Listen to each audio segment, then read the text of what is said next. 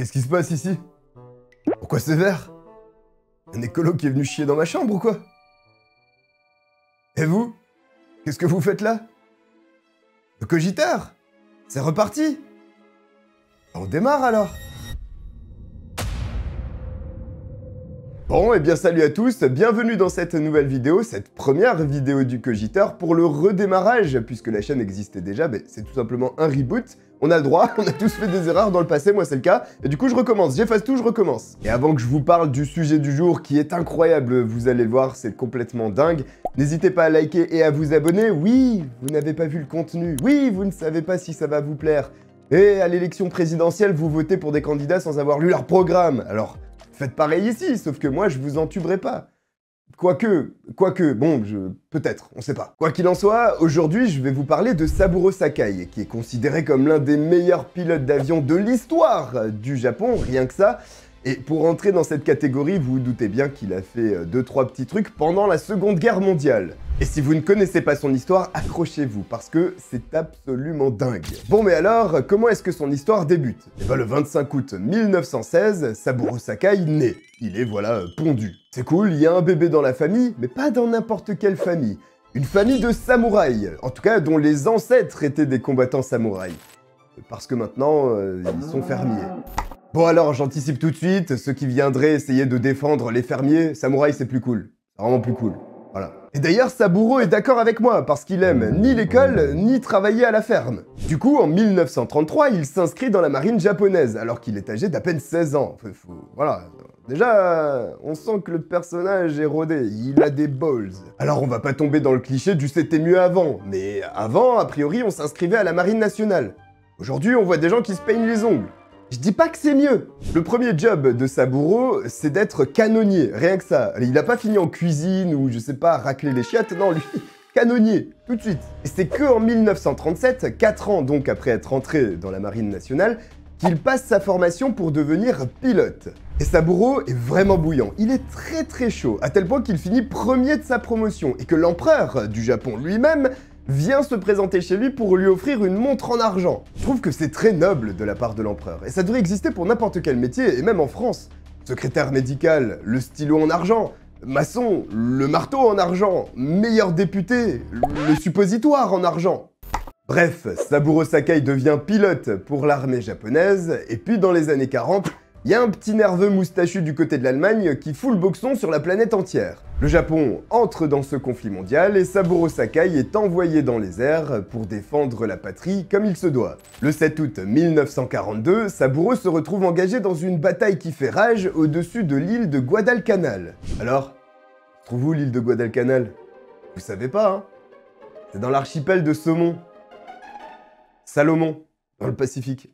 Il est 13h30, les combats font rage et il faut dire que ça frite dur entre les États-Unis et le Japon depuis le 7 décembre 1941 et Pearl Harbor. On est en tout début d'après-midi, Saburo se trouve aux manettes de son Mitsubishi Zero et il entre en confrontation directe avec un chasseur américain. D'habitude, le pilote japonais se débarrasse assez facilement des bouffeurs de McDo, mais là, celui-là, il est quand même coriace. Et ça dure un petit moment, mais... Finalement, Saburo prend le dessus et abat sa cible. Après ça, Saburo est tranquille, il rompige dans son appareil, et puis là il détecte 8 Wildcats de l'US Navy. 8 contre 1, d'habitude on voit ça dans les cités, et en général celui qui est tout seul prend la fuite. Mais Saburo, lui, il est pas dans ce style-là, non, il voit les 8 avions, il se dit « j'ai l'effet de surprise, je vais l'utiliser ». Donc il fait en sorte d'accélérer pour rattraper les avions américains. Mais là, c'est une bêtise. Il a cru voir des chasseurs alors qu'il s'agissait de bombardiers. Et les bombardiers sont équipés de lourdes mitrailleuses qui peuvent faire énormément de dégâts. Mais bon, il a voulu faire le malin et maintenant ils l'ont repéré. Va donc falloir qu'il assume. Évidemment, les bombardiers américains arrosent le chasseur japonais. Il a aucune chance de passer entre les balles.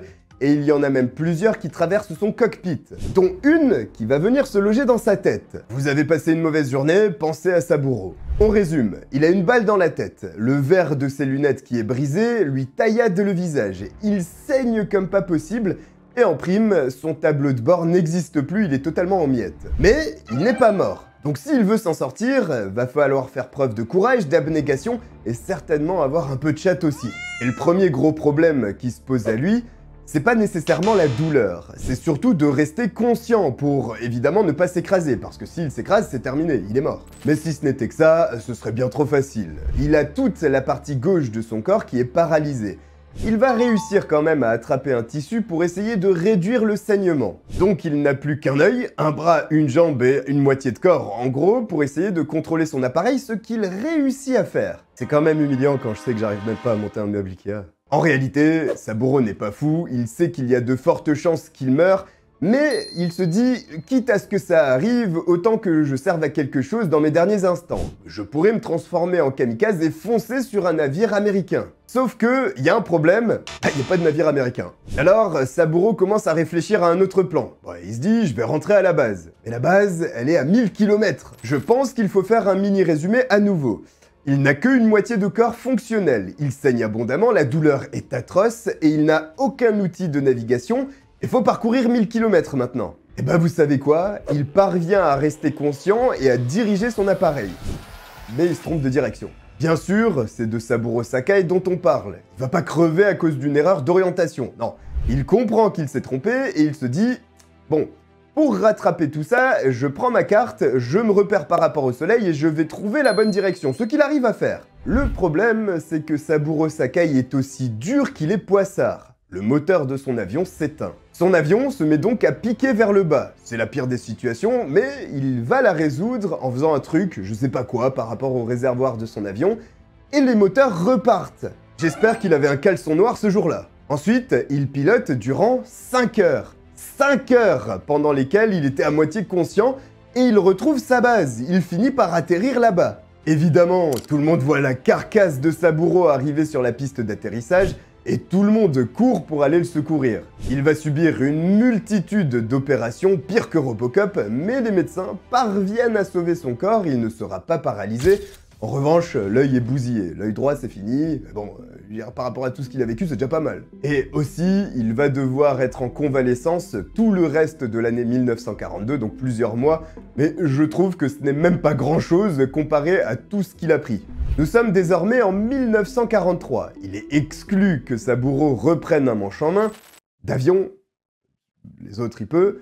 Et il va devenir instructeur. Sauf que Saburo, il veut pas être instructeur, lui, hein. Un œil en moins, les 2 yeux en moins, lui, il veut être en haut en train de combattre. On sait que les Japonais sont fous, mais les supérieurs et les officiers disent non, t'as réussi à ramener ta carlingue à moitié handicapée, tu repars pas dans les airs, c'est exclu. Mais entre 1943 et 1944, il y a beaucoup de pertes dans les effectifs de l'armée de l'air japonaise. En avril 1944, Saburo Sakai remet ses fesses dans un Mitsubishi Zero et part dans les airs pour aller combattre les Américains. Non mais il est borgne, il est borgne, il est borgne, ça peut que mal se passer. Ben non, ça se passe bien, il abat des appareils ennemis, c'est fou. Le 24 juin 1944, il repère des avions américains dans le ciel, alors il se place tout doucement derrière eux pour les prendre par surprise. Ce qu'a repéré le japonais, c'est un groupe de chasseurs américains. Et il se dit quoi? Je vais pas m'en sortir, je m'enfuis? Non. J'y vais et je leur règle leur compte. Malheureusement, il est pas assez discret et il est repéré. Là, ça craint du boudin et Saburo se dit « Non, là c'est pas jouable, il faut que je m'enfuis ». Mais même ça c'est difficile, parce que les autres sont plusieurs, ils l'ont repéré et ils vont le chasser. Mais il réussit, il parvient à s'enfuir. Malheureusement, la situation du côté japonais continue de se dégrader, à tel point que l'état-major décide d'envoyer toutes les forces du pays dans la bataille de Leyte, je sais pas si ça se prononce comme ça, mais je vais le prononcer comme ça. Ce sera la plus grande bataille aéronavale de l'histoire, et évidemment, les Américains qui ont le cheat code la gagnent.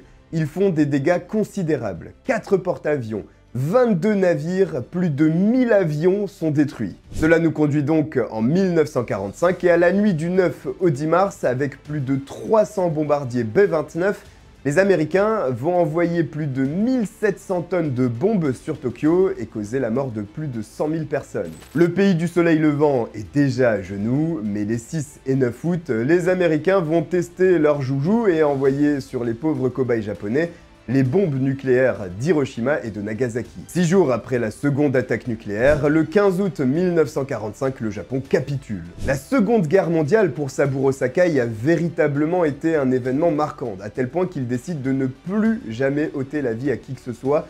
ça l'a complètement déchiré de l'intérieur. À tel point qu'il refuse un poste dans la nouvelle armée japonaise et il décide de se débrouiller par lui-même.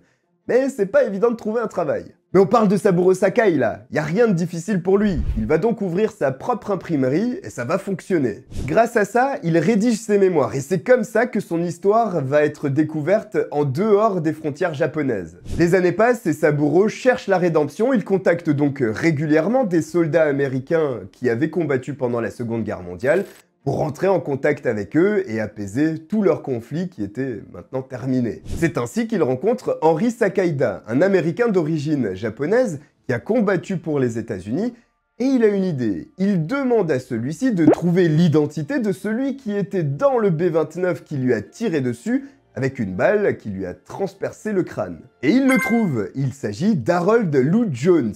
Une rencontre est donc organisée entre Saburo Sakai et celui qui lui a tiré dessus. Voici le moment fatidique, ils se retrouvent tous les deux et Saburo dégaine un katana et le coupe en deux. Non, bien sûr que non, il se serre la main. Harold était persuadé que Saburo n'avait pas survécu. Il faut dire que son appareil avait été transpercé à 232 reprises, et notamment au niveau du cockpit, et ils deviennent amis. La légende prendra fin en l'an 2000, alors que Saburo Sakai est âgé de 84 ans. Il fera un arrêt cardiaque sur une base de l'US Air Force dont il était l'invité d'honneur. Je pense, personnellement, que cette histoire est complètement folle. Vous pouvez pas me contredire, hein. Si vous avez une histoire plus dingue que ça, écrivez-la en commentaire, mais j'y croirais pas. Quoi qu'il en soit, j'espère que vous avez apprécié cette vidéo. Si c'est le cas, likez-la, mais normalement vous l'avez fait au tout début. Je vous remercie d'avoir été présent et on se retrouve très bientôt. Allez, à plus.